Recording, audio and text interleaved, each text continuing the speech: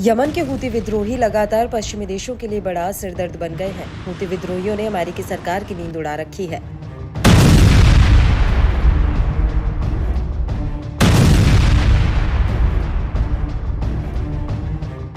अमेरिकी नौसेना के युद्धपोतों और व्यावसायिक जहाजों पर लगातार मिसाइलों और ड्रोन से हमला कर रहा है। अमेरिकी राष्ट्रपति जो बाइडेन भी कह चुके हैं कि अमेरिका सेकेंड वर्ल्ड वॉर के बाद सबसे बड़ी लड़ाई लड़ रहा है। हाल में हूती विद्रोहियों ने फिर से लाल सागर में आतंक मचाया। इस बार हूती विद्रोहियों ने पनामा के झंडे वाले एक तेल टैंकर को निशाना बनाया था।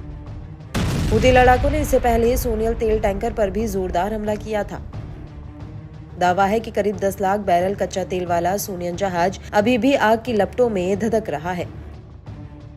इन सबके बीच यमनी सशस्त्र बलों के प्रवक्ता ने बड़ा दावा कर फिर अमेरिका को झटका दे दिया। हूतियों ने अमेरिका के एक और महाशक्तिशाली MQ-9 रीपर किलर ड्रोन को तबाह किया है। यमनी हवाई सुरक्षा ने मारिब प्रांत के ऊपर एक अमेरिकी MQ-9 ड्रोन को मार गिराने की घोषणा की। यमनी नेता ने यह भी दावा कर चौंकाया है कि यह अपनी तरह का 8वां MQ-9 ड्रोन है जिसे यमनी सशस्त्र बलों ने सफलतापूर्वक मार गिराया है। खास बात यह है कि मारिब को उसके तेल और प्राकृतिक गैस भंडार के लिए जाना जाता है। अमेरिका के बेहद ही शक्तिशाली ड्रोन माने जाने वाले MQ-9 रीपर के लिए यमन बेहद खतरनाक जगह साबित हो रहा है। ये एक अत्यधिक उन्नत अमेरिकी मानव रहित हवाई वाहन है।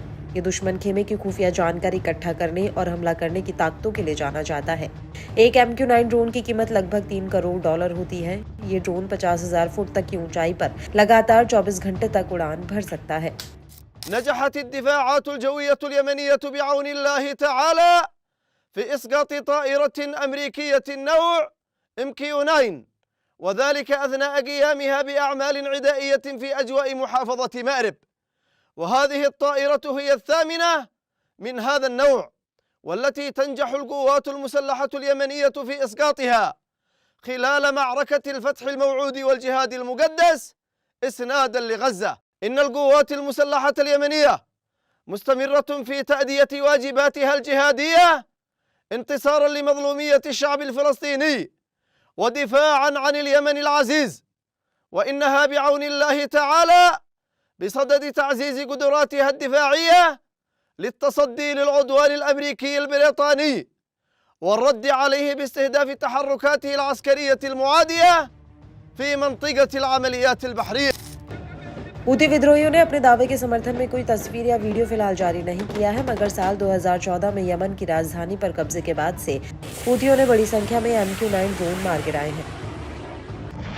बताया जाता है कि हूती लड़ाकों की ओर से इस तरह का आखिरी हमला पिछले महीने भी हुआ था। इसमें यमनी आर्म फोर्स ने एक अमेरिकी MQ-9 ड्रोन को मार गिराया था जब वह सादा प्रांत में संदिग्ध गतिविधियां करते हुए दिखाई पड़ा था। यमनी आर्म फोर्स के प्रवक्ता ने इस बात की पुष्टि भी की है कि ड्रोन को घरेलू सतह से हवा में मार करने वाली मिसाइल के जरिए ढेर किया गया।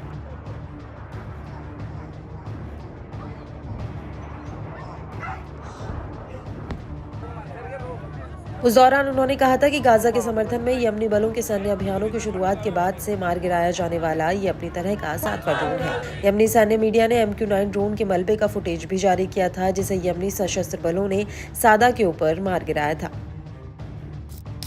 इससे पहले 29 मई को यमनी बलों ने एक MQ-9 ड्रोन को मारिब में मार गिराया था। इससे पहले इसी मॉडल के एक अन्य ड्रोन को 21 मई को अल बायदा प्रांत के ऊपर सतह से हवा में मार करने वाली मिसाइल से भेद डाला था। 17 मई और 8 मई को भी हूती लड़ाकों ने मारिब के ऊपर अमेरिकी MQ-9 ड्रोन मारने का दावा किया था। इससे जुड़े कई वीडियो भी शेयर किए गए थे। मालूम हो कि यमन में निगरानी के लिए अमेरिका सालों से MQ-9 ड्रोन का इस्तेमाल कर रहा है। गौरतलब है कि ईरान से मिसाइलों की मदद के चलते हूती आसमान में हमला करने और अमेरिकी हथियारों को गिराने की क्षमता हासिल कर चुके हैं।